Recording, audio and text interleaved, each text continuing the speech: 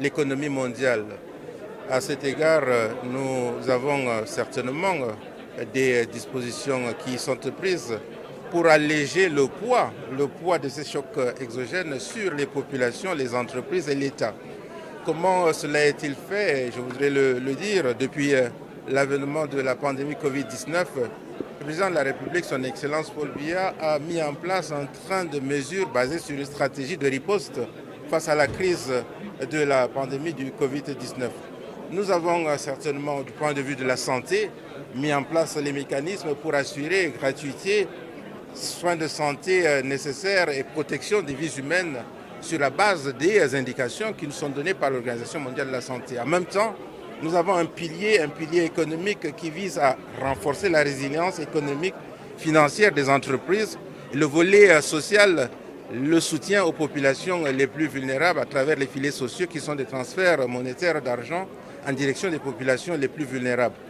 Dans la même veine, le Cameroun a engagé une démarche d'innovation, de recherche pour apporter des réponses endogènes aux problèmes de santé que nous rencontrons, aux problèmes économiques que nous rencontrons. Malheureusement, avec la crise ukrainienne, nous avons une autre dimension de cette situation que nous vivons en matière d'accès, d'approvisionnement de produits alimentaires, d'accès aux engrais, d'importation de certains produits de première nécessité ou des intrants qui nous viennent de cette partie du monde. Pensez que les billettes pour la métallurgie nous viennent souvent de cette partie qui est en crise et ça impacte l'activité économique. Bien entendu, le plus important est de préserver d'abord les populations les plus vulnérables en accédant aux produits de première nécessité, le blé, le maïs, le soja. Le Cameroun a mis en place un mécanisme pour assurer l'approvisionnement. L'approvisionnement en matière donc de blé pour que les meuniers puissent disposer de la matière première.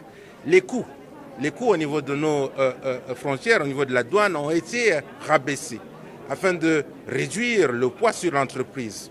Au niveau donc des boulangers, nous avons mis en place des mécanismes pour relever un tout petit peu le prix du sac de la farine de blé, relever un tout petit peu le prix sur le pain, mais de manière globale, ce qu'il faut retenir, c'est que l'État fait le maximum d'efforts pour soutenir les prix à la pompe qui sont l'élément fondamental qui est sous-jacent à l'activité économique de notre pays.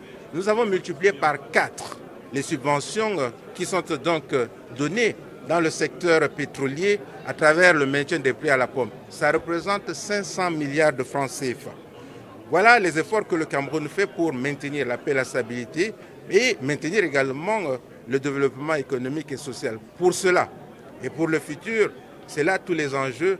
Le Cameroun voudrait aller vers plus de transformation structurelle.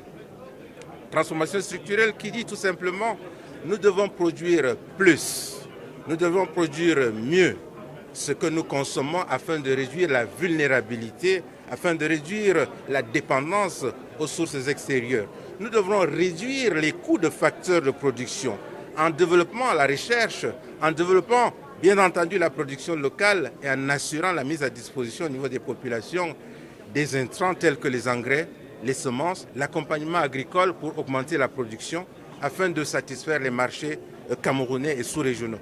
C'est ça la démarche voulue par le président de la République, son Excellence, pour faire en sorte que la paix et la stabilité soient accompagnées par un développement économique et social intégrant les populations les plus vulnérables, garantissant aux populations dans les secteurs agricoles les moyens pour leur permettre de maintenir leur activité et de réduire leur vulnérabilité face aux chocs exogènes que nous connaissons de par le monde tout entier.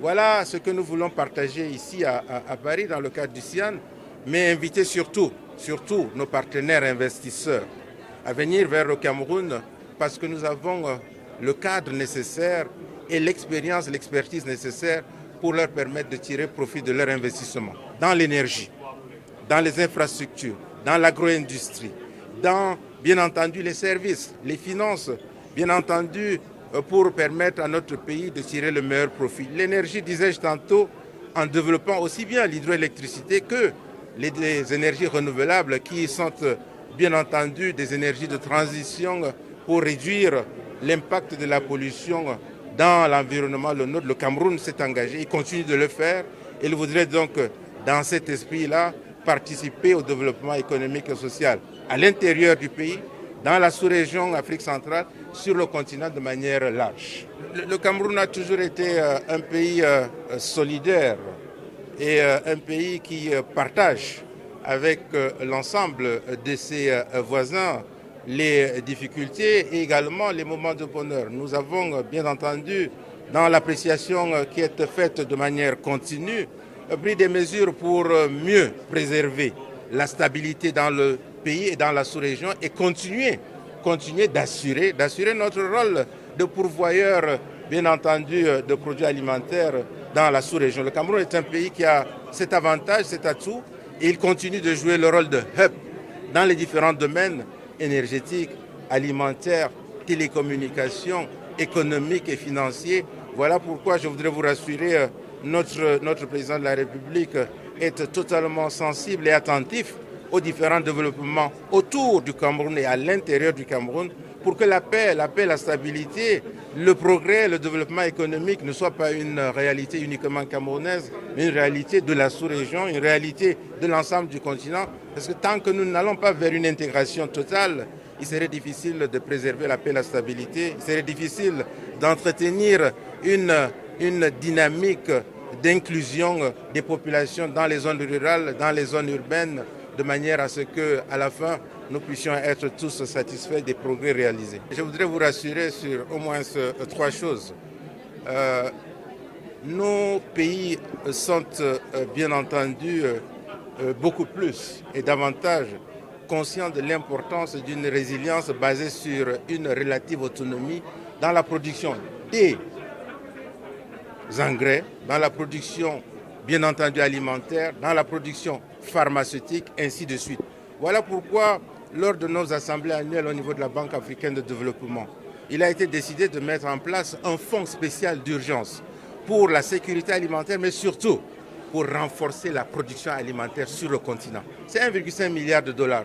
C'est un choix que les Africains ont fait de poursuivre cette dynamique de transformation structurelle, de réalisation des objectifs de production locale en améliorant la productivité, la compétitivité, et en produisant donc davantage ce que nous pouvons consommer sur place, réduisant ainsi les importations qui grèvent, bien entendu, notre balance commerciale, qui détériorent nos positions en matière de réserve de change et qui peuvent facilement, sur la base des politiques d'import-substitution, connaître un changement radical. C'est le choix que les Africains ont fait, c'est le choix que le président de la République, son Excellence Paul Biya, a fait pour le Cameroun et pour le continent.